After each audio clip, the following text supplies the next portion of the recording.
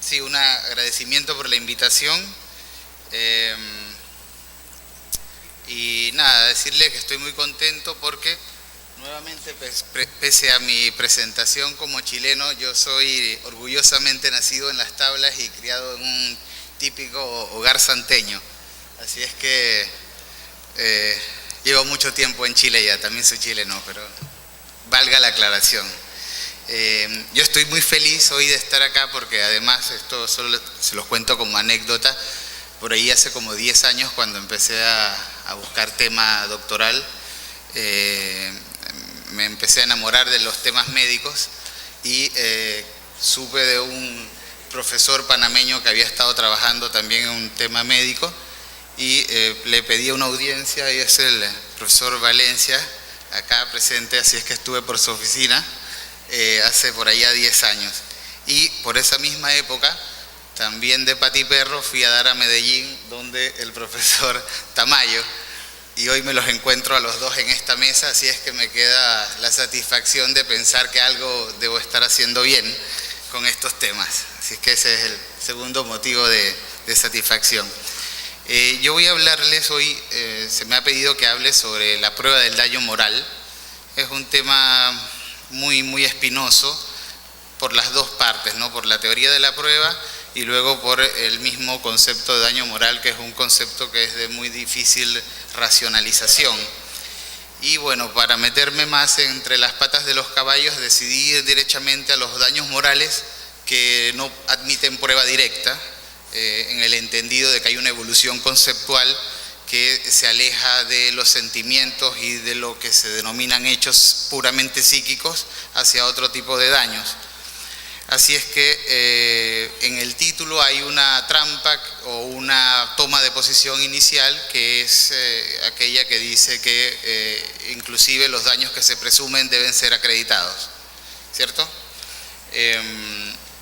Bien, dos son los objetivos que tengo para esta exposición. Uno es hacerles un panorama de la evolución del derecho chileno. Yo me voy a centrar completamente en la jurisprudencia. Si quieren después conversamos alguna cosa más sobre la doctrina, pero más voy a estar centrado en la evolución jurisprudencial. Y el otro objetivo es analizar con ustedes la estructura de una presunción, de tal manera que uno pueda o que podamos conversar de cómo es la correcta manera de construir una presunción, para así también eventualmente poder desarmarla o desacreditarla, porque desde mi punto de vista una presunción es una forma probatoria esencialmente derrotable. Dejaría fuera del propio concepto de presunción las presunciones llamadas de derecho, que me parece que no responden teóricamente a la idea de una presunción. Así es que esas son las únicas dos cosas que quiero comentar con ustedes. Empecemos entonces por la primera que les anuncié. Desde el punto de vista de la evolución, el derecho chileno, en lo que respecta a la prueba del daño moral, una incisión más. Estoy hablando simplemente de prueba de la categoría, no estoy hablando de valoración del daño moral. Ese es otro problema que obviamente está relacionado, pero que no voy a abordar en este momento. Es simplemente la prueba. Desde el punto de vista de la prueba, el derecho chileno tiene o presenta dos líneas de evolución claras en los últimos, si ustedes quieren, 14 o 15 años. Una es la dimensión probatoria, donde nosotros pasamos en Chile de una jurisprudencia que decía el daño moral no puede ni debe ser acreditado, a una jurisprudencia que dice el daño moral se acredita como cualquier otro tipo de daño. Y en la dimensión conceptual nosotros pasamos de una jurisprudencia que habla de daño moral a una jurisprudencia que habla ahora de daño extrapatrimonial, si bien mantiene la sinonimia entre el concepto de daño moral o el término daño moral y daño extrapatrimonial. Lo que quiero decir es que el concepto de daño moral, que antes era eminentemente subjetivo, se engrosó o engordó y ahora tiene en su seno a muchas otras categorías de daños. Esas son las dos, a grandes rasgos, líneas de evolución del derecho chileno. En la dimensión probatoria, el avance se consiguió apelando a los derechos fundamentales y considerando al derecho a la prueba en esta perspectiva como un derecho fundamental que se inserta dentro del debido proceso. Esta discusión se alimentó mucho con la discusión constitucional que, como ustedes saben, se está llevando adelante hoy en día en Chile, que estamos inmersos en un proceso de reforma que ha llevado a pensar muchas categorías del derecho sustantivo y del derecho procesal. Bien, desde el punto de vista conceptual, solo para ilustrar la evolución, este fallo que les muestro en pantalla ahora mismo es un fallo de 2014 que muestra claramente hacia dónde se fue la jurisprudencia chilena. La Corte Suprema aquí advierte que la visión reduccionista, estoy leyendo el textual fallo, del daño moral ha sido superada, asentándose en la actualidad que el daño extrapatrimonial protege más allá incluso del pretium doloris, que es solo una especie del mismo. ¿Ven? Ahí se ve lo que yo les comentaba hace un rato, lo que era el precio del dolor, ¿cierto? El derecho de la sangre en el concepto alemán, se engrosa y ahora ve a este concepto hipersubjetivo de daño simplemente como una categoría más.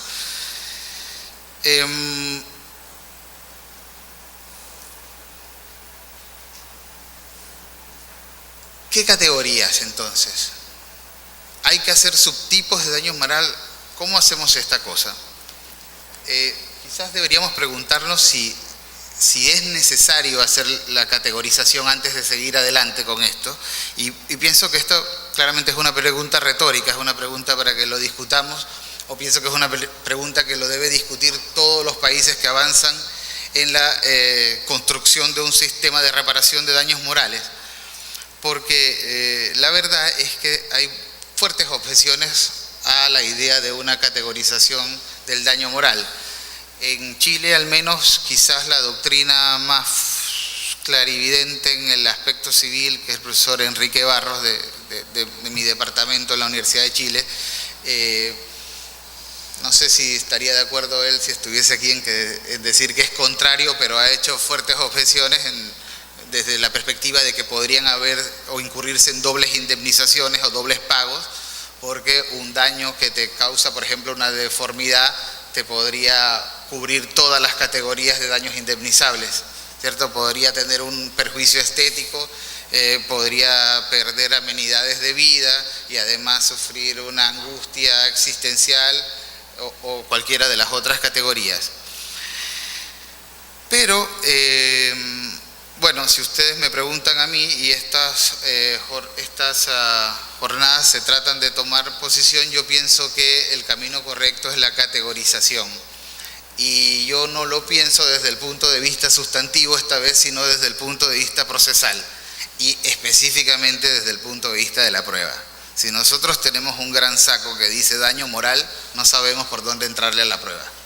Entonces, si nosotros decimos, no, lo que pasa es que yo tengo autonomía reproductiva, es decir, yo decido cuándo tengo mis hijos y por culpa del médico, ahora yo tuve un hijo estando en la mitad de la universidad y no con posterioridad, usted me afectó mi derecho a autodeterminación reproductiva. Entonces yo tendré que saber que la prueba la tengo que especificar en la toma de decisión, en la sometimiento al procedimiento quirúrgico de anticoncepción y tendré que, si quiero añadir algún otro daño como la angustia, tendré que probar por qué es que podría ser eventualmente una angustia traer a un niño al mundo. Ven, la prueba se especifica muchísimo más y aunque no es el tema, la valoración también me parece que sería mucho más fácil.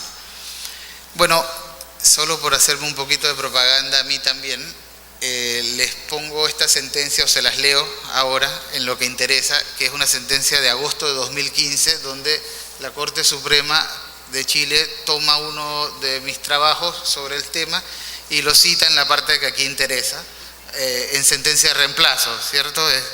Casó y dijo, no, en realidad el daño moral requiere de prueba y en la prueba deviene indispensable la realización de subcategorías o subtipos de daño moral lo que permitirá distinguir aquellos supuestos en donde podría eventualmente haber prueba directa de aquellos supuestos en que el daño moral se presume.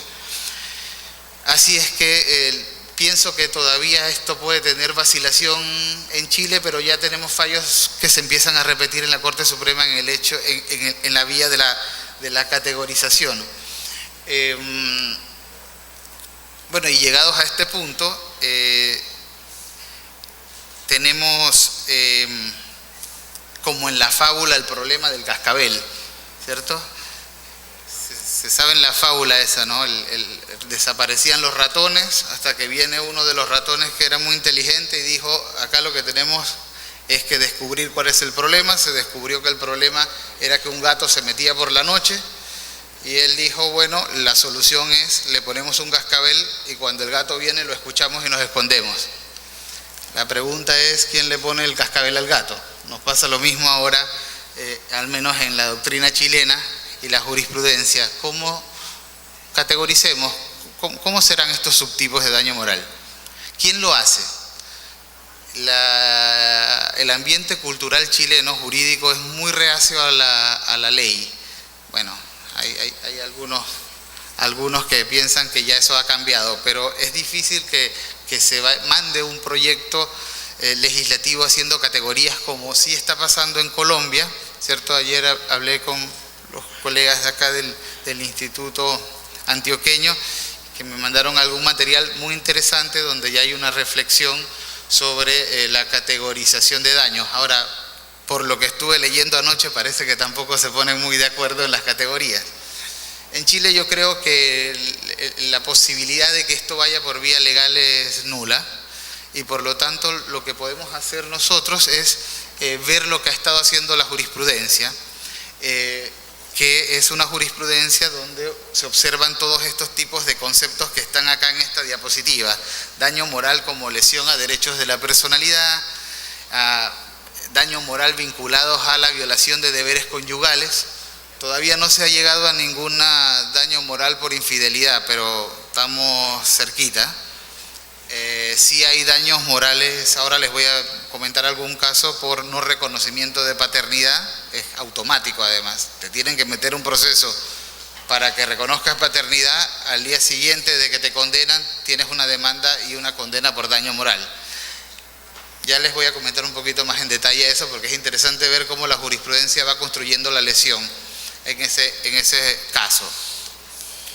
Así es que en lo que me queda de tiempo voy a ver algunos casos particulares que la jurisprudencia chilena ha tratado de daños morales y les voy a mostrar cómo los ha ido probando, ¿cierto? El primero que nosotros vemos, o el primero que les presento, no tiene ninguna particularidad o orientación, el orden es aleatorio, es el daño moral a la persona jurídica, para vincularme con la anterior exposición.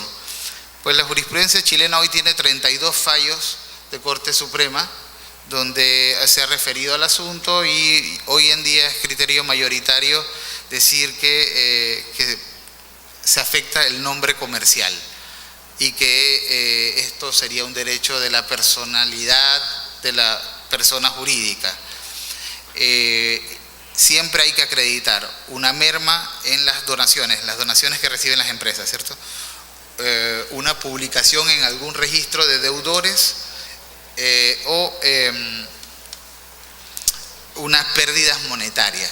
Entonces por ahí hay algún fallo que ha dicho medio jocosamente, pero yo creo que es cierto que este daño moral huele a metálico, ¿cierto? Es un daño moral que se va concediendo, pero que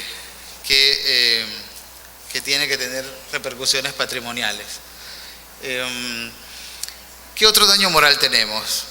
Que les comenté hace un momento, el daño moral por lesión de la autodeterminación reproductiva. ¿Eso qué es? La libertad de decidir cuándo me reproduzco. ¿Y de dónde se sale esto? Bueno, hay unas buenas argumentaciones, pero viene el artículo 1 de la Constitución que dice que el hombre tiene dignidad y que la dignidad debe ser respetada y la dignidad se conecta con la libertad y la libertad general con la libertad particular. La cosa es que tenemos un derecho a decidir cuándo nos reproducimos.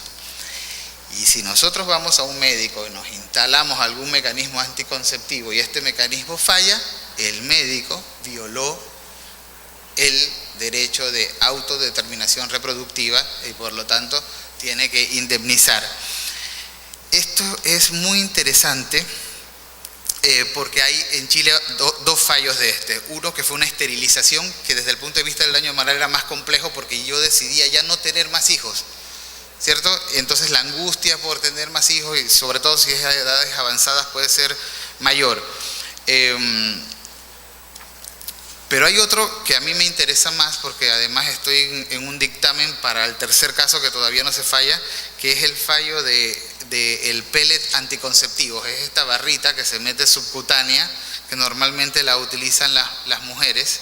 No conozco que exista el mecanismo para los hombres, pero estos productos son muy efectivos.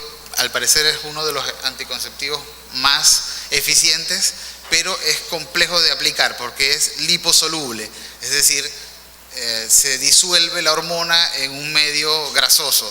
Por lo tanto, si en lugar de quedar entre la piel y el músculo, entra en el músculo es proteico y no se disuelve. ¿Qué sucedió en Chile que es de interés para ustedes? Que al año y medio o año y 3 meses de que una niña de 17 años decidiera iniciar su actividad sexual y que fue al consultorio público, ¿cierto?, con todas estas campañas de educación sexual y todo esto para que le instalaran este dispositivo, ella queda embarazada y da a luz. Esto es interesante porque así es como se hace la jurisprudencia, exactamente el día en que tenía que hacer el examen de admisión a la universidad. En Chile es un país que además funciona en base a becas y es muy competitivo, o sea que perder la entrada a la universidad supuso un gran daño. En el caso que hay en Chile, ¿qué se pidió? Se pidió daño moral y lo concedieron, dieron cerca de $100.000 por daño moral, por la angustia que supuso el embarazo. También dieron en concepto de daño emergente los costos del parto, la clínica y todas estas cosas. Y el tribunal rechazó la demanda de alimentos que también se metió. El tribunal es muy interesante porque dijo, en realidad el derecho de alimentos o la obligación alimenticia es una obligación que está sobre los padres y no se puede transmitir a un tercero, ¿cierto? Parecería absurdo que un tercero fuese el alimentante porque después eventualmente los alimentos son recíprocos, bueno, se alteraría todo el derecho de familia allí. Pero a mí me parece que lo que sí es cierto es que se generó la obligación alimenticia, entonces lo que sí podría uno estar hablando es de un daño emergente futuro, no para el hijo, sino para el padre, que es el que tiene la obligación de dar alimentos. Solo por contarles, cuando estuve haciendo las investigaciones de este caso, encontré que es un daño que se repara en muchos ordenamientos, Alemania, Suiza, Brasil, en España les ha costado mucho, me parece que lo rechazan allí, y en Suiza lo dan en concepto de daño moral, hasta la mayoría de edad. Australia también lo da. Le quedan 2 minutos. Bueno, me falta la mitad de la ponencia, así es que yo los voy a dejar hasta por aquí con las categorías, pero sí les quiero mostrar simplemente para cerrar lo último que teníamos, o que yo quería mostrarle, que era el tema de la prueba indiciaria, que es la que prueba los hechos psíquicos, ¿cierto? Cuando tenemos el daño moral como sufrimiento, angustia o pérdida de amenidades de la vida, uno lo que tiene es un tipo de prueba que se llama prueba indiciaria. Y esta prueba indiciaria es lo que se conoce como presunción, es una prueba indirecta. De un conjunto de hechos conocidos pasamos a un hecho desconocido. Y lo que me interesaba era mostrarles esto que viene a continuación, que la estructura de una presunción siempre es así. Tenemos un hecho a probar el ejemplo es que el hijo sufrió la aflicción por la muerte del padre, para ponernos en el caso más común, ¿cierto? Y luego nosotros tenemos un hecho indiciario que es, uno, que efectivamente alguien murió; dos, que hay una relación de padre a hijo, una filiación, y eventualmente pueden haber testigos. Bueno, para presumir que los hijos sufren por la muerte de los padres, nosotros necesitamos una regla de generalización, que es la que aparece en el cuadro amarillo, una máxima de la experiencia, o sea, necesitamos sentido común. Si normalmente los hijos sufren por la muerte de los padres, y en este caso hay un padre que ha muerto, entonces yo puedo presumir que el hijo sufrió por la muerte del padre. Lo interesante de esto, que parece muy sencillo, es que nosotros aquí podemos saber cómo se atacan las presunciones o cómo se derriban. Y es, por una parte, mostrando que no está probado el hecho indiciario. Eso es un típico ejemplo, es una típica falencia. La gente pide el daño moral por la muerte del padre, pero no acredita, ¿cierto?, la filiación. Y adicionalmente nosotros podemos criticar la máxima de la experiencia. Podemos decir, en realidad los hijos hoy en día, la verdad es que no se ocupan de los padres. A lo mejor aquí sí, a lo mejor en Chile ya no, pero es algo que habría que probar eventualmente. En este caso no hay problema, pero yo les tenía un caso acá, que solo se los cuento rápidamente, en el que demandó el padre, o sea, el hijo y el nieto. Y la corte dice, efectivamente, al día de hoy los hijos siguen sufriendo por la muerte de los padres, pero no me queda claro que los nietos también tengan la misma cercanía con los abuelos hoy en día como se vive en Chile. Y dice, y sobre esto no me han dado más pruebas, o sea, él requiere que, como estamos probando por presunción, se alleguen más pruebas, y lo niega respecto del nieto. Así es que me parece bien. Y por último, la otra cosa que hay que decir es que una presunción, como es esencialmente derrotable, siempre puede admitir un caso de excepción. Entonces uno podría decir, sí, los hijos normalmente sufren por la muerte de los padres, pero en este caso se puede acreditar que este hijo no visitaba al padre, etcétera, etcétera, etcétera, y por lo tanto esa es la otra forma de derribarlo. Bueno, para no abusar más del tiempo, con esto los dejo. Muchas gracias por el tiempo y disculpe